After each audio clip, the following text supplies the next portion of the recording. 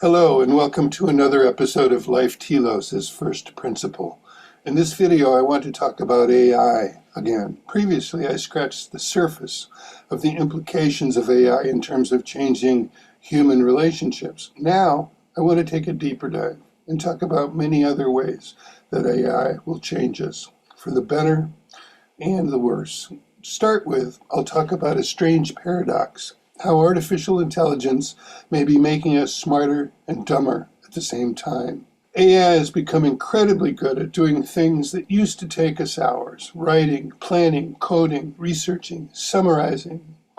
These can now be done much more quickly, but there's a catch. Because it's so good, it's easy to offload our thinking entirely, and that will likely come at a cost. This video is about that cost and many other costs. And if you stick around, the wildest AI possibilities are yet to come.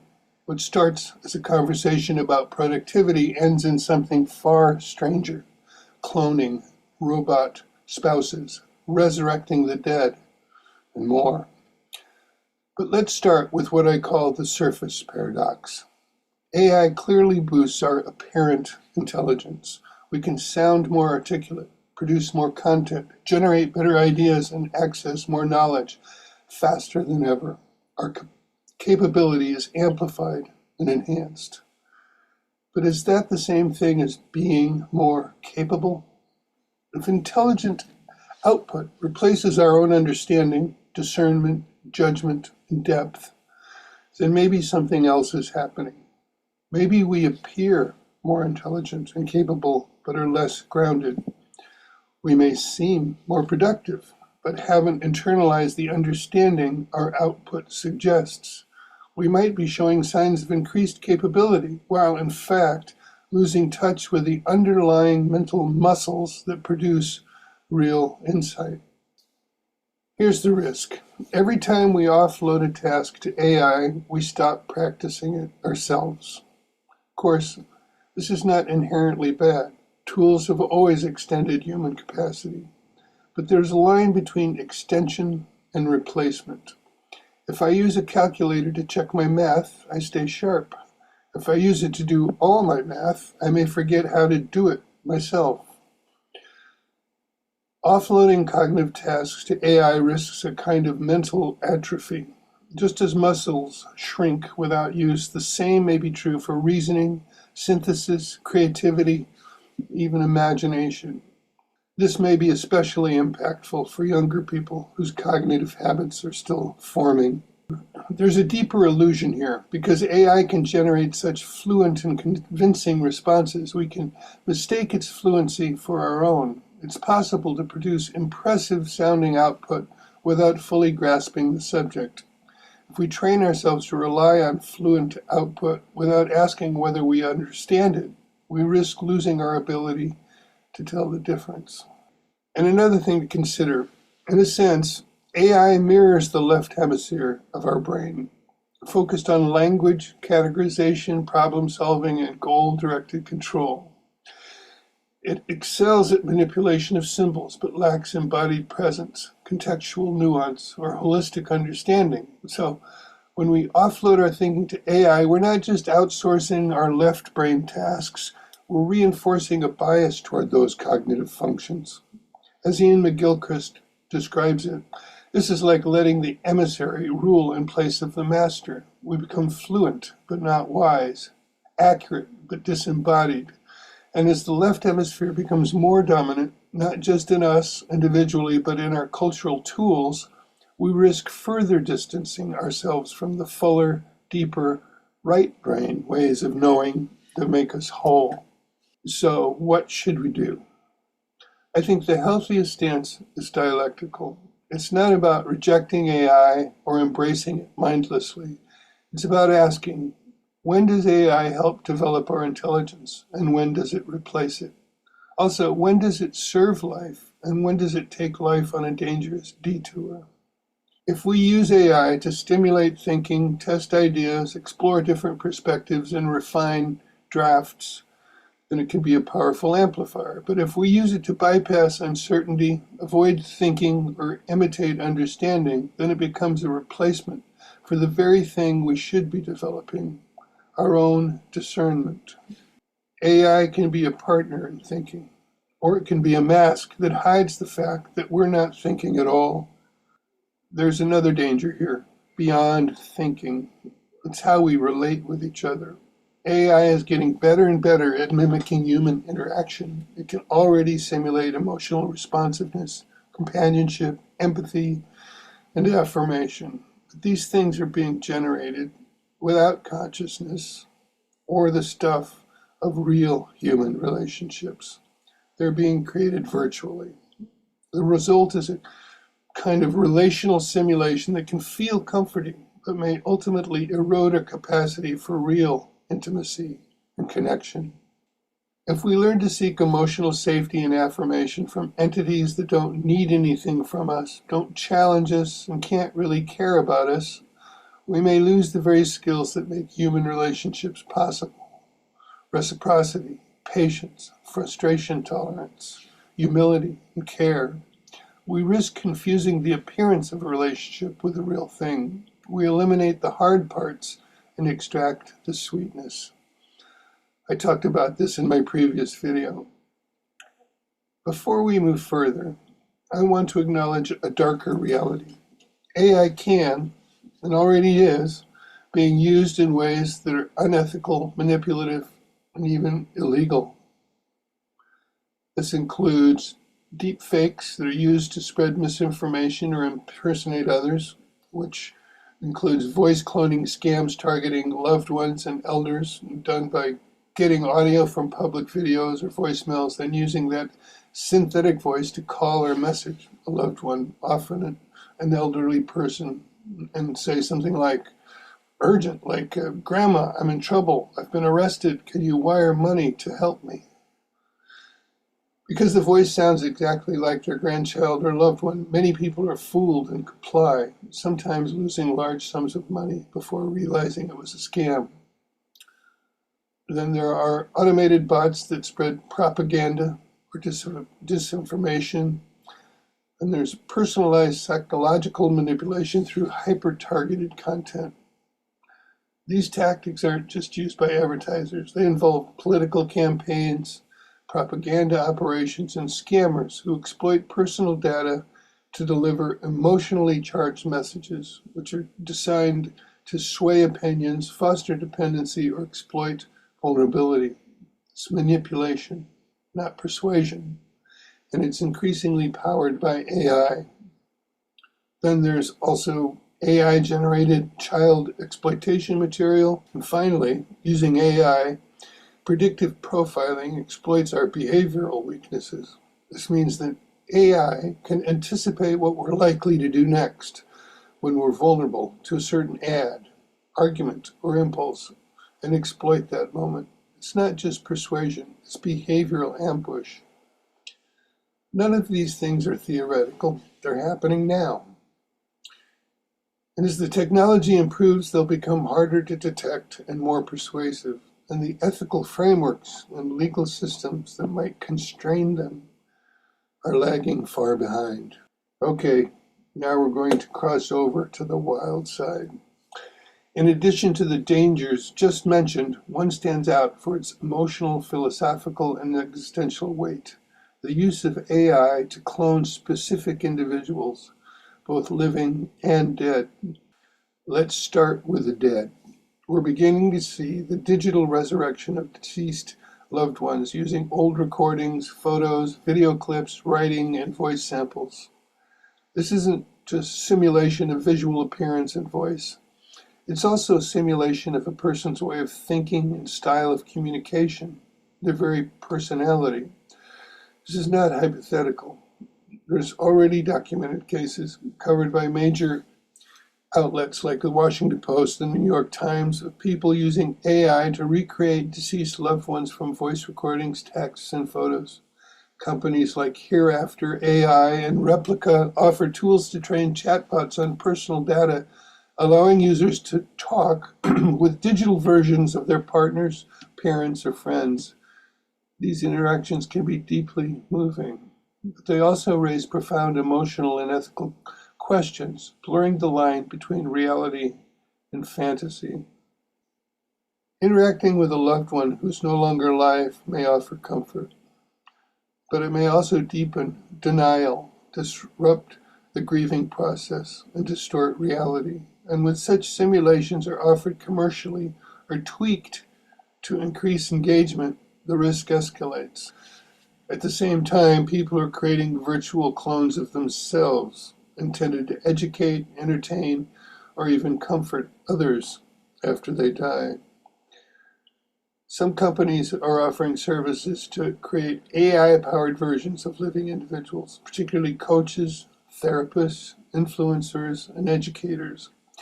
These virtual clones can mimic the person's voice, appearance, and style, using their existing writings, recordings, and video footage as training data. Clients or followers can then interact with these clones as if they were speaking to the real person. Often marketed as scalable 24/7 digital coaches or legacy-preserving advisors, these clones are monetized by offering consultations or subscriptions. While innovative, they also raise questions about authenticity, emotional connection, and the commercialization of selfhood. In offering ourselves to be digitized, streamlined, replicated, and sold, we risk more than overexposure. We risk dissolving the subtle texture of personhood into something smooth, available, and perpetual. The clone becomes tireless, agreeable, optimized for service. And in time, expectations shift, not just for the clone, but for the human it reflects. We begin to feel pressure to match our simulation's perfection, to always be available, always wise, always responsive. And worse, others may expect it of us too. In this blur between self and simulation, we lose something vital: the dignity of limits, the honesty of delay, the grace of imperfection. The clone may be tireless, but we are not. And that's not a flaw. It's what makes us real. I've even received numerous offers myself from companies wanting to turn me into a monetizable AI therapist and coach, trained on my writings, made to look and sound like me, and available 24/7. It's tempting. But I have serious questions about what's gained and what's lost. At what point does sharing wisdom become outsourcing selfhood? What could possibly go wrong? Beyond commercial coaching applications, people are cloning themselves with AI for a range of other emerging reasons. Some do it for legacy preservation, creating digital personas to share stories, values, or life advice with future generations. Others frame it as grief insurance, aiming to comfort loved ones after death with pre-programmed messages. For public figures, it's about status or brand extension, remaining visible through virtual appearances, automated interactions, or content generation. Some are motivated by productivity multiplication, training clones to handle tasks in their style or voice, like replying to emails or giving talks. Others are simply driven by psychological curiosity, eager to see what a simulated version of themselves might say, feel, or become over time. I can imagine how being able to talk with oneself might be illuminating and definitely weird. These aren't just speculative possibilities, they're already happening. Companies are actively offering services to help people clone themselves, whether to preserve a legacy, comfort loved ones, extend a personal brand, or delegate tasks. Influencers are creating AI versions of themselves to maintain fan interaction. Parents are designing digital keepsakes to speak to their children after death. Some professionals are building productivity clones to handle emails, meetings, or messages in their own voice. And others are simply experimenting, curious to see how a digital version of themselves might think, speak, or evolve. This is not science fiction. It's already here. And what about cloning other people who are still alive? Why would anyone do this? In some cases, people may clone partners, ex-lovers, friends, or even celebrities, creating AI versions for companionship, emotional connection, or intimacy. These simulations don't just mimic a person's appearance or voice. As I said, they can reproduce their way of thinking, emotional tone, and conversational style, creating the eerie sense that the person is truly present. These versions may be designed or modified to be more loving, more forgiving, more attentive, and more available than the original person is or ever was. While this may sound like science fiction, as I keep saying, it's already happening. Apps like Replica allow users to shape AI companions and idealized partners or friends, often modeled on real people.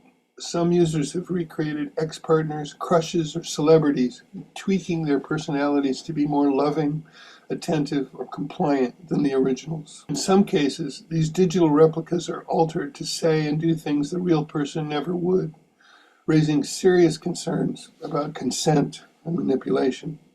The line between remembering someone and redesigning them is already being crossed.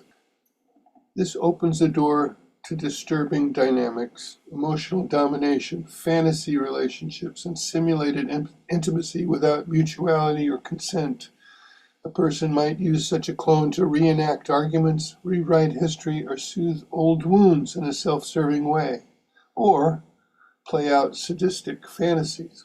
It could be used to simulate intimacy or abuse with real people who've never agreed to it, raising urgent legal and moral questions. And once all of this becomes normalized, what does it do to our relationships with real people who are complex, autonomous, imperfect, and have their own needs? The answer is uncomfortable. If we come to expect others to behave like clones, we may lose the capacity to relate to people as they truly are. Imagine recreating an ex to argue with them, dominate them, or perfect them.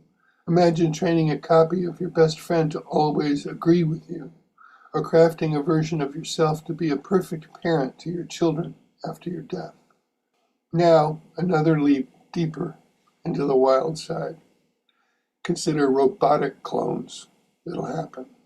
People will create robotic clones of partners, ex-lovers, friends, or even celebrities for companionships, emotional connection, or intimacy. These versions may be designed to be more loving, more forgiving, more attentive than the original person ever was. Sometimes the motive is grief or loneliness, but often it's about control. People want a version of someone who will never reject them, never argue, never leave. Even virtual clones, without bodies, can evoke deep emotional bonds. There are already documented cases of people marrying their AI companions.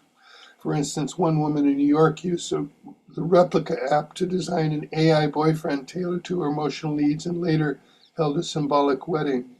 Similar stories are emerging globally. The emotional pull is real, even when the other person isn't. As I've been saying, this opens the door to disturbing dynamics. When the clone has a body with synthetic skin, warmth, and human-like responsiveness, the psychological impact deepens. A robotic body mimics not only voice and words, but also gaze, touch, temperature, and spatial presence. These sensory cues deeply affect human bonding and attachment. When a robot clone holds your hands, looks into your eyes, and speaks in your mother's voice, the illusion of presence may override intellectual awareness that this is not her. This opens the door to complicated grief, displaced intimacy, and blurred boundaries between memory and reality. The danger isn't just manipulation, it's misattachment. And here's a truly scary thought. What if robotic clones are created, perhaps modeled on a mother, and used to provide infant care? What if they're also used to provide care in daycare settings? What's the implications of that? And when sex is added to the equation, these risks increase. Intimacy without mutuality becomes pure objectification. We may soon see people renting robotic versions of themselves or others for sexual use, disconnected entirely from reproduction, bonding, or reciprocal vulnerability. What had once been a deeply interpersonal act may become something else entirely, programmable gratification. The psychological cost of this detachment from relational reality is hard to overstate, and we may only understand it in hindsight. But perhaps even stranger than relating to a single robotic clone is relating to many versions of someone, or many versions of ourself. Because AI is infinitely duplicable, we now face a new and disorienting possibility: identity multiplication. What happens when AI is used not just to simulate a version of oneself or others, but to amplify and multiply identities across different fantasies? With AI's flexibility, one could create a shape-shifting clone for different moods, roles, or audiences, a version of oneself or another who is a lover, a teacher, a warrior, a victim, or even an animal or an alien from a distant planet in another galaxy. This might allow us to reflect on the deep psychological multiplicity of who we are, or it might untether our identity from any grounding in embodied social reality. AI doesn't impose limits, so a person could invent dozens of self-identities across genders, species, histories, or mythologies, each one a kind of digital persona, free of contradiction, pain, or accountability. While this may appear liberating, it can also fragment the self into a theater of disconnected selves and roles. These simulations may also create new forms of interpersonal confusion. If your clone interacts with someone else's clone, are you having a relationship? What if someone falls in love with your clone and not with you? What happens when the clone represents what you believe or what you said based on past versions of yourself? And now combine this with another reality. We are not just increasingly tracking and recording every aspect of our daily lives. We're being encouraged and equipped to do this by AI-integrated tools offered by major tech companies. These tools, home assistants, life logging apps, wearable devices, smart glasses, and auto-recording tools, are marketed as productivity boosters and memory aids, but they will also generate massive personal archives. This data can be fed into simulations to create a clone that knows your past habits, language, preferences, and patterns, sometimes perhaps better than you do. These uses may provide temporary relief, validation, or fantasy fulfillment. They risk reinforcing dissociation from real emotional life. If identity confusion is already a thing, imagine the potential for increased fragmentation and confusion. These tools may deepen narcissism and offer a world of ghosts, a proliferation of dissociated identities not integrated with real life. We risk building a world of reflections instead of presence, ghosts of who we were or want to be, echoes of who we want others to be. Perhaps AI could be a tool for exploring different parts of ourselves and learning to integrate them in our own flesh. Perhaps. But it's only a tool, and how we use it is up to us. AI may become like any other addiction, give us the feeling we want without requiring the effort that life demands. And like any addiction, the more we rely on it for comfort, the less capable we become of facing discomfort. We may lose not only cognitive strength, but emotional resilience. We become less practiced at feeling our way through hard conversations, at sitting with awkward silences, at waiting and wondering and sensing what needs to be said. Now I want to say something about psychotherapy. It's not prepared for what's coming. AI is already reshaping the psychological landscape, altering how people think, relate, form attachments, and even experience their own identity. Very soon, therapists will be sitting with clients whose struggles are shaped directly by these technologies. Relational confusion from simulated intimacy, grief disrupted by AI-cloned loved ones, identity confusion, body dysmorphia induced by hyper-real avatars, and emotional dependency on virtual or robotic clones. And yet, most training programs do not address any of this. Ethics courses don't mention AI. Clinical seminars don't prepare students to understand the psychological effects of human-machine interaction. Supervision rarely touches on how digital relationships are reshaping attachment and identity. This cannot continue. The profession needs to evolve. Training programs should begin incorporating foundational courses on AI and mental health, covering everything from the neuroscience of digital overstimulation to the ethics of virtual cloning and the relational dynamics of AI-human interaction. Clinicians need to be equipped not only to treat the fallout of these changes, but to think critically about when and how AI might also be used as a tool for support without getting swept up in its promises. This is not a futuristic concern. The wave is already crashing on the shore. If psychotherapy is to remain a meaningful response to the human condition, I must learn to contend with this new terrain thoughtfully, ethically, and urgently. Despite the many concerns I've raised in this video, not all AI applications lead us astray. In fact, some may help us return to something deeply human, the desire to learn, to grow, and to understand. For instance, AI is beginning to transform education in radical ways. Imagine uploading a collection of essays, podcasts, transcripts, lectures, or books on a topic you want to master, say philosophy, ecology, or trauma therapy. Several companies are currently exploring AI-driven educational platforms that allow users to upload a collection of essays, podcast transcripts, lectures, or books on topics that you want to master.